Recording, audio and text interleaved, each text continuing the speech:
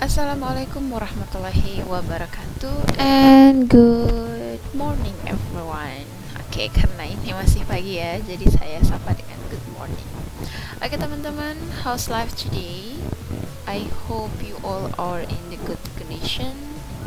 Oke teman-teman, pada kesempatan kali ini kita akan membahas ya tentang subject verb agreement. Jadi kesepakatan antara subjek atau pelaku dengan verb kata kerja.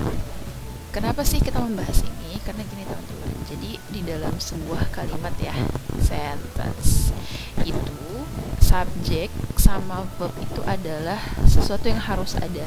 Nah, makanya mereka berdua ini harus tahu untuk bekerja sama ya. Jadi kalau ada subjeknya apa, itu verbnya harusnya apa gitu. Begitu juga dengan yang verb. Jadi nggak boleh sampai salah gitu ya teman-teman, kurang lebih seperti itu. Nah di sini saya tulis she study English every day. I are beautiful. The students has many mistakes. Nah ini salah teman-teman, karena kayak misalnya she, subjeknya she ya. Nah di sini nggak seharusnya kita menggunakan study. Jadi verbnya itu nggak boleh study. I, kita nggak boleh menggunakan are. The students, kita nggak boleh menggunakan has. Terus kita menggunakan apa dong? Nah nanti kita bahas ya setelah ini. Itu ya teman-teman untuk gambaran singkatnya tentang subject verb agreement. Kita lanjut ya, masuk ke pembahasannya. Oke. Wah, panjang banget ya tabelnya. Jadi kurang lebih seperti ini teman-teman. Kebanyakan orang membahas subject verb agreement itu hanya membahas tentang kalau I ketemu apa sih, am, is, atau are, was, were, atau was. Tapi mereka sometimes nggak membahas tentang gimana kalau subjek ini bertemu dengan keluarga have, bertemu dengan do, bertemu dengan verb. Nah, di sini kita akan membahas semuanya satu persatu ya teman-teman. Ini gambaran singkatnya aja. Oke, ini nanti note-nya kita bahas. Semuanya pasti ada note seperti ini ya. Oke, sekarang kita masuk dulu ketika kita mau memasangkan subjek dengan keluarga be. Nah, keluarga be itu ada am, is, are, was, were, gitu ya. Sebenarnya ada been, being, sama be. Jadi keluarga be itu ada 8. Tapi untuk yang bisa menjadi verb itu verb ordinary ya, itu hanya 1, 2, 3, 4, 5 ini ya. Oke, kita lihat. Jadi kalau ada subjek I, you, they, we ya, subjek I, you, they, we itu subjek atau mungkin yang plural noun ya. Jadi dia masuk tuh plural noun. Misalnya cats, kucingnya lebih dari satu ya. Maka ketika bertemu dengan keluarga be di dalam dunia present, jadi kan ini biasa subject verb agreement ini biasa lebih digunakan di simple present sama simple past. Jadi kalau misalnya di dunia present, maka untuk I itu kita menggunakan am. Untuk you, they, we, dan plural noun itu kita menggunakan are. Oke. Sedangkan ketika subjeknya itu she, he, it, atau singular noun. Singular noun berarti yang versi singlenya. Jadi kayak tadi cats berarti di sini cat ya. Cat. Di sini cats. Oke. Maka ketika dia berada di dunia present, kita menggunakan is teman-teman ya. Nah, gimana kalau misalnya ada di dunia past? Maka untuk I itu menggunakan was, you, they, we, atau plural noun yang lainnya itu menggunakan were, she, he, it, dan singular noun itu menggunakan was. Nah, di sini ada note teman-teman supaya mungkin teman-teman cepat hafal dan gak bingung gitu ya. Jadi, kalau teman-teman bertemu dengan plural noun ya, yang lebih dari satu, maka ingat aja dia nggak suka s, dia amandel ya teman-teman. Jadi dia nggak makan s. Tapi kalau dia singular noun, maka dia suka makan s teman-teman. Maksudnya apa sih? Kita lihat singular noun, dia kebanyakan ada ss-nya teman-teman. Ada s gitu. Tapi kalau dia plural noun, dia nggak pakai s nih ya, kecuali untuk yang ini teman-teman ya. Ini ada pengecualian dikit. Oke, kita masuk di contoh ya teman-teman.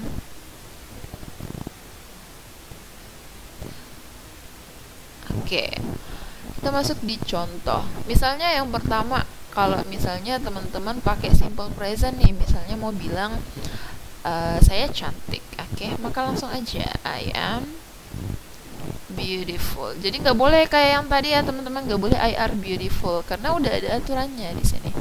Are itu digunakan ketika subjeknya you, they, we atau plural noun. Misalnya nih kita mau bilang they, mereka adalah siswa yang rajin, berarti they. Kalau misalnya ada pilihan nih, am, is, are, diligent students, maka teman-teman harus pilih yang are, gitu ya. Kemudian misalnya yang subjeknya tunggal, misalnya Cika ini dia perempuan ya. Cika berada di rumah, berarti Cika is at home, gitu ya. Jadi nggak boleh Cika are at home, paham ya teman-teman? Jangan lupa titik ya. Ini kalau simple present. Gimana kalau simple past? Misalnya saya cantik tapi cantiknya kemarin, sekarang saya kembali jelek, maka bilangnya I was beautiful yesterday. Terus kamu kamu baik tadi malam, berarti you were kind last night. Gitu. Terus misalnya kucing itu ada di taman kemarin atau tadi pagi, berarti kita langsung ganti it ya, atau mungkin my cat, kita bisa gunakan my cat misalnya ya. My cat kan satu tuh my catnya, maka my cat was in the garden this morning. Gitu, bisa dibaca nggak sih? Gitu ya teman-teman. Jadi ingat note-nya, kalau teman-teman pengen cepat hafal, kalau plural noun itu nggak suka s, singular noun dia suka s. Jadi ini kan tunggal tuh, makanya ada ss-nya ya, kecuali yang ini. Oke teman-teman, aman ya. Kita lanjut ya. Kita lanjut ke keluarga have. Nah, keluarga have ini biasa kita dapat di simple present kalau mungkin kita menggunakan kata kerja have yang artinya mempunyai ya. Ini juga kita bisa gunakan di tenses perfect. Jadi present perfect sama past perfect ya. Jadi ini untuk present perfect, ini untuk past perfect. Oke. Jadi kalau I, you, they, we sama plural noun itu langsung auto menggunakan have teman-teman. Tapi kalau she, he, it itu menggunakan has. Sedangkan ketika di past perfect aman. Kenapa? Karena semua subjek tanpa terkecuali itu menggunakan had. Kita langsung ya. Misalnya saya sudah makan sejak 2 menit yang lalu gitu. Atau jangan saya deh, misalnya kita sudah makan sejak 2 menit yang lalu, berarti we have eaten since 2 minutes ago gitu ya. Jadi jangan we has eaten. Oke teman-teman. Terus coba misalnya kita menggunakan simple present ya, tapi yang maknanya mempunyai. Misalnya dia laki-laki mempunyai sepeda baru, maka he, ada pilihan di sini have atau has, mempunyai a new bicycle gitu ya. Maka jangan terdoktrin dengan have ya, enggak ya. Tapi karena dia he itu singular, maka kita menggunakan has. Jadi he has a new bicycle. Gitu ya teman-teman. Sedangkan untuk yang pas kita menggunakan had. Misalnya nih dia punya bicycle-nya kemarin, maka langsung aja he had a new bicycle yesterday. Atau mungkin kita mau pakai past perfect juga bisa. Maka kan untuk semua subjek ya tanpa terkecuali menggunakan had. Jadi kalau di sini misalnya kita ganti menggunakan tenses past perfect, maka di sini auto menjadi had eaten. Gitu. Gampang ya kalau misalnya yang pasnya, karena kita nggak perlu mikir nih harus pakai have atau has. Biasanya yang pilihan ini itu hanya berlaku untuk yang keluarga, untuk yang dunia present aja. Oke, gitu ya teman-teman. Lagi-lagi note ini berlaku. Jadi untuk plural noun dia nggak suka s, sedangkan singular noun dia suka s. Kita perhatikan nih, untuk she, he, it singular noun pasti ada ss-nya kan.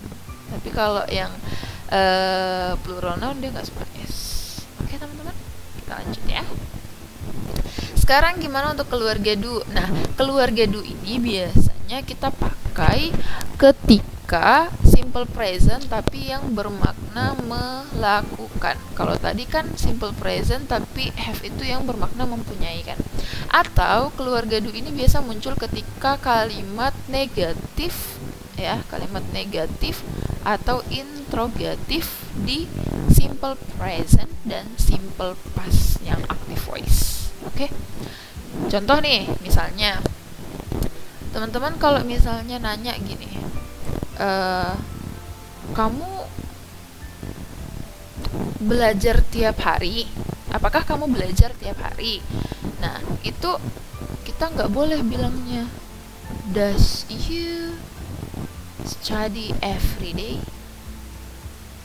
Nggak boleh ya, karena ada aturan teman-teman. Jadi kalau subjeknya ayu, dewi, plural noun kita menggunakan do, she, he, it singular noun kita menggunakan does. Sedangkan untuk pastnya aman kayak tadi si have kita menggunakan did keseluruhannya ya. Jadi kita nggak boleh bilang does you study every day, no, tapi do you study every day gitu. Tapi kalau misalnya yang subjeknya ini berupa misalnya siapa ya, Budi gitu ya, berarti does ya, does Budi study every day. Terus kalau misalnya apakah Budi kemarin belajar, kemarin selalu belajar gitu ya, maka kita bilangnya did Budi gitu ya, study yesterday gitu. Jadi main di sini teman-teman. Jadi nggak boleh seenaknya menggunakan do. Kalau dia kegiatannya kemarin, maka kita harus menggunakan did ya. Begitu juga ketika ini kan berbicara tentang kalimat negatif interrogatif ya. Ini kalimat interrogatif. Kalau kalimat negatif misalnya balik aja, misalnya they don't study bla bla bla. Terus Vika doesn't study bla bla bla gitu ya. Gimana kalau misalnya dia untuk yang bermakna melakukan? Ada kan? Misalnya saya mengerjakan gitu ya. Saya mengerjakan tugas setiap hari, berarti langsung I do my task every day. Gitu. Terus kalau misalnya teman-teman saya mengerjakan tugas setiap hari, maka my friends do gitu ya, their task every day. Terus kalau misalnya teman saya tapi cuma satu, berarti my friend does. Misalnya temannya perempuan, berarti her task every day gitu ya. Jadi ini juga berlaku untuk simple present kalau dia bermakna melakukan, mengerjakan gitu ya. Atau enggak dia berlaku untuk kalimat negatif atau interrogatif. Gitu ya teman-teman. Nah, lagi-lagi note-nya berlaku teman-teman. Coba perhatikan, ketika dia plural dia kan pakai do ya. Tapi kalau dia yang singular itunya semuanya menggunakan does. Oke, tidak berlaku untuk simple past ya teman-teman. Oke, kita lanjut. Nah, ini yang terakhir. Verb ini yang paling sering kita temui, teman-teman. Jadi, misalnya nih, kalau ada subjek ayu, dewi, plural noun, itu ketika di simple present dia bertemu dengan verb satu, ya, atau bare infinitive. Sebenarnya namanya bare infinitive. Cuma kalau belajar bahasa Inggris di Indonesia itu kita lebih kenal dengan verb 1, verb 2, verb SIS, verb ing gitu ya. Nah, jadi kalau ini ya, yang tadi ayu, dewi, plural noun, kita menggunakan verb 1. Tapi kalau misalnya she, it's singular noun, kita menggunakan verb SIS. Ketika simple past, semuanya tanpa terkecuali kita menggunakan verb 2. Jadi kalau yang verb ini kita harus menguasai kosakata. Apa sih verb itu? Verb itu kata kerja, teman-teman. Misalnya makan, itu kan kata kerja tuh, ya. Kata kerja, makan, bahasa Inggrisnya apa? Eat, gitu ya. Jadi kalau misalnya yang dimaksud verb 1 berarti eat. Tapi kalau misalnya yang dimaksud verb SIS berarti it's. Ya, itu SIS. Kalau misalnya verb 2, oke, kita memang harus menguasai vocab di sini, teman-teman. Ya, kita nggak bisa buat vocab sendiri, misalnya eated, nggak boleh, nggak ada sih. Itu verb 2 dari eat itu at tulisannya ya, eat. Ini verb 2-nya. Ya, jadi kita harus menguasai bentuk-bentuk verb 1, verb SIS, verb 2 gitu ya. Contoh misalnya apa ya, plural noun, our teachers gitu ya, mengajar bahasa Inggris, berarti di sini dia our teacher teach English ya. Jadi dia teach. Tapi gimana kalau misalnya gurunya cuma satu? Kan kalau gini gurunya banyak ya. Kalau misalnya guru bahasa Inggrisnya mungkin cuma satu, teacher ya. Maka di sini nggak boleh teach, kita harus pakai teaches ya, teaches English gitu. Gimana kalau misalnya gurunya banyak atau cuma satu, itu ngajar bahasa Inggrisnya kemarin, maka dua-dua ini kita ganti dengan talk ya. Verb 2 dari teach adalah talk. Jangan lupa keterangan waktu, misalnya yesterday ya. Kalau dia simple past ada keterangan waktunya. Itu teman-teman ya. Jadi jangan sampai salah, karena banyak orang yang salah dalam hal-hal simple ini, padahal ini sangat crucial, teman-teman.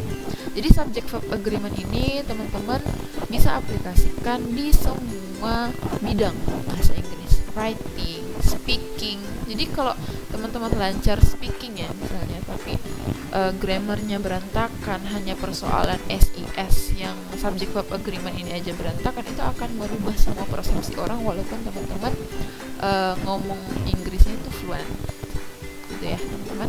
Jadi this is kinda crucial to be taught ya. Jadi penting, I mean to be learned ya, bukan to be taught sih. Oke, teman-teman, jadi sekian ya. Semoga bermanfaat materi subject verb agreement ini, semoga bisa diaplikasikan di dalam kehidupan sehari-hari. So, thanks for watching. The last I say, Assalamualaikum warahmatullahi wabarakatuh, and cheerio.